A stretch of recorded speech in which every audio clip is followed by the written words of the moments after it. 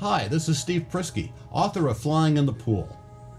The following is a video from my book titled Slides, Rafts, and Fires, Jet Emergency Training. All airline crews are rigorously trained in emergency procedures. They have to be. Lives depend on it. And contrary to the notion that crews are in place to serve drinks, the occasional meal, and to pick up the trash, nothing could be further from the truth. Flight attendants are in an airplane to save lives should something go awry. The number of things that can go wrong in a commercial airplane are simply mind-boggling, but airline crews are repeatedly trained in emergency procedures to handle pretty much any situation. If you've read Flying in the Pool, you know I snuck an underwater camera into training and photographed pretty much everything during basic. In fact, when management caught wind of what I was up to, I was almost sent home. But you'll have to read the book to find out how I talked my way out of that one. Anyway, now decades later, utilizing the photos taken and the audio track from the book, here's a rare behind-the-scenes look at what Pan Am's jet emergency training was like right at the pinnacle of the airline's history.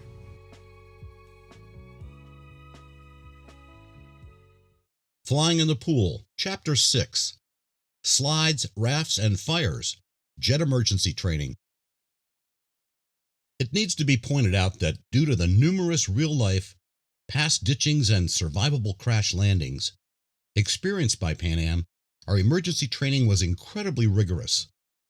Jet emergency, or JE, retraining classes were held annually at main bases system-wide. Located in huge hangars at New York, Los Angeles, and San Francisco, we had full-size mock-ups of a 747 section with passenger seats, overhead oxygen tubes, controllable scary lighting and sounds, as well as inflated 747 evacuation slides to slide down. In Miami, Pan Am had an entire building on the north side of the Miami International Airport as a permanent training center with a large 747 mock-up for our JE training and a pair of world-famous 747 flight simulators for pilot training. At Honolulu for our basic training, we used a Pan Am Boeing 707 emergency evacuation slide. After one of us yanked the ripcord and inflated the slide, each class member jumped onto the slide, supposed to be with your arms crossed, sliding down and, as trained, getting off at the bottom, sticking around to help the next few evacuees off and send them away from the plane. Once the whole class had evacuated down the slide, we then had to climb back up the slide in order to re-enter the plane to clear the aircraft. In the real world, this would only be done at the purser's direction, and as long as fire was not an impending danger. The practice of re-entering an evacuated plane is not common at most other airlines. But Pan Am, in their many real-life experiences, learned that often in an emergency evacuations, some passengers are left behind, trampled, unconscious, or even being held hostage. You did not proceed to the next level in training if you were not able to climb back up that 707 emergency evacuation slide. Here's a note. Some of the evacuating Silverwing stewards on Pan Am 73, hijacked in Karachi in 1986, climbed back up the R4 747 slide they had deployed and re-entered the plane to evacuate more passengers, even though they were under gunfire.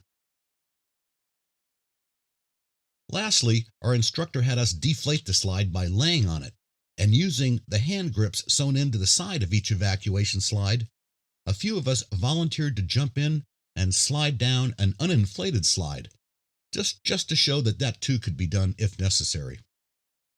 No surprise, Lisa, the bickering blonde who had sat next to me on the flight to training, treated the slide evacuation exercise as an amusement park ride, repeatedly running back up the platform to leap again onto the talcum powder sprinkled slide.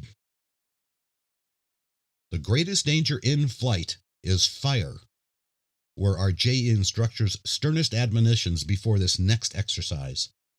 All flight attendants, pursers, pilots, and engineers are extensively trained in how to fight electrical, material, and liquid fires.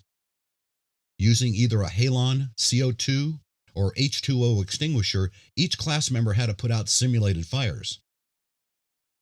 Another interesting aspect of fighting fires on Pan Am's extensive fleet of 747 aircraft is learning how to deploy the fireproof smoke barrier curtain, which is at the top of the spiral staircase that leads to the second floor and the cockpit. We learned how to deploy and seal the curtain around the opening at the top of the stairs to keep out any fire that may have started on the main deck below. In other words, the most important thing is to be able to keep flying the plane. Those of you on the main deck are on your own. Ended the firefighting lessons. The third part of jet emergency training was conducted back at the Holiday Inn swimming pool, us in our swimsuits and wearing bright yellow Pan Am life jackets, the ones found under each seat of our airplanes. The double-wide evacuation slides built into the airplane doors on all wide-body aircraft can be detached from the plane and used as an emergency life raft. But throughout most passenger planes, tucked into drop-down ceiling compartments near each exit, are these large round emergency life rafts for open ocean survival. It was these rafts we used in our open water survival training. However, before we could pull the cord and inflate our two huge life rafts, in groups of two we had to carry these 65-pound monsters partway around the swimming pool. This, also a must-pass exercise, was called slide raft portability, and again, in Pan Am's often tragic first-hand experience with real-life emergencies, after-action reports showed in most ditchings and hard landings, where evacuations were required, half of the exits will be blocked or unusable. So you had to show that you could get your emergency equipment to another exit. The final lesson relating to blocked exits was most interesting. Given half the exits on an airplane might be unusable due to a fire outside or water swamping the cabin, if the door was open, in an emergency evacuation, the aisles will likely be blocked by near-panicking passengers. So we were expected to get to the next usable exit by kicking down the passenger seats in one section and running across them to the next exit. This is actually an FAA requirement to certify an airplane for passenger use, and is why all seats on passenger airplanes lay flat forward without much effort. Two of us got the hopefully once-in-a-lifetime thrill of pulling the ripcord and inflating these giant round life rafts, fully loaded, able to hold between 40 to 50 passengers and crew. Once inflated and being held close to the side of the pool with the retaining cord, as you would from the plane, we each rolled into the life rafts until the whole class was afloat, about 23 in each raft. Next, back out of the rafts and lined up poolside, these open ocean life rafts were moved to the middle of the pool, and having pulled the life jacket inflation cords before the previous exercise, we had to deflate, then refill our life jackets by blowing into the manual inflation valve, jump into the water, swim to a raft, and board it unassisted. A couple of girls in our class couldn't swim, so it took great courage to complete this exercise. One of our beloved gorgeous Haitian girls, never swimming a stroke in her life, braved the scary jump in the water, paddled to the raft, and dug deep to make the tough climb up those not-so-firm air steps, finally rolling into the raft to all of us cheering, hooting, and hollering. It was a shared sense of accomplishment. Class 14 was becoming a team. The near 3-foot climb up the air-filled steps on the side of the life rafts was not an easy feat, but had to be completed unassisted. Next, taking turns being the victim, 2 at a time, we had to stand inside the raft and pull an unconscious person up into the raft, and again, for some of us, a major effort exercise. Then we had to transfer from one life raft to another by jumping and rolling into the adjacent raft. This was done in case at sea one raft is overloaded or starts to sink. Once the whole class was separated and back into the 2 life rafts for the second time, we were tasked with erecting these roof-like sunshades and float around for a while, being assured we could survive at sea for a day, even 2 if necessary.